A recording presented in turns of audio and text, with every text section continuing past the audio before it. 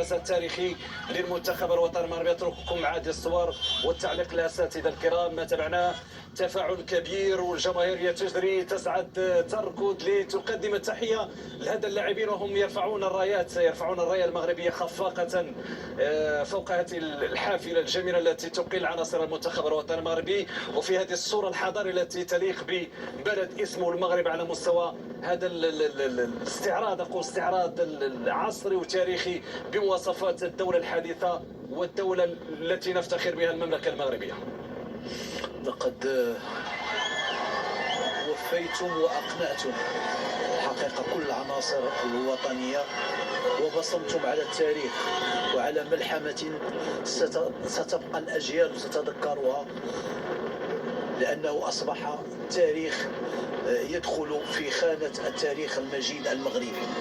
فهذا الحضور الجماهيري يؤكد من جديد مدى الترابط بين كل مكونات الشعب المغربي والعرش الملكي والراية الوطنية والحب الصادق لهذه الراية التي ضحى عليها المغارب الغالي والنفيس. ففي الحقيقة حب الوطن يسكن جميع المغاربة، وبالتالي فهذه المسألة هذه هي أن نلاحظوا هذه الصور التعبيرية ديال العديد من بونو راشد بن محمود، فرحة هستيرية اللي كتأكدها على أن هناك حب مدفون داخل كل مغربي. وبالتالي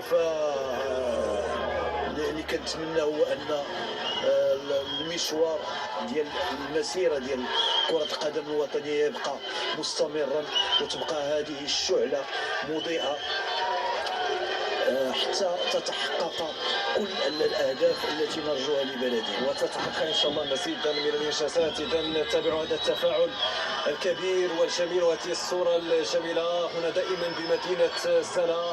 يعني نتابع الآلاف من هذه الجماهير وهي تحيي عناصر المنتخب الوطني المغربي. ألتقط بعض الكلمات التي أعبر من خلالها عن الحسيسة الوطنية. مفخرة وطني بين الأمم في كأس العالم رفعت الرأس والهمم. مفخرة وطني كلك إنجازات وأمل لمواصلة المسير والنجاح في أرض السلم والسلام.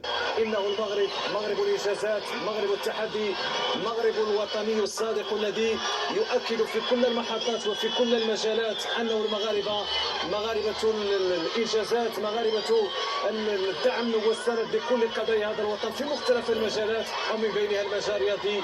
ونترككم مع هذه الصور الاستثنائية والتاريخية.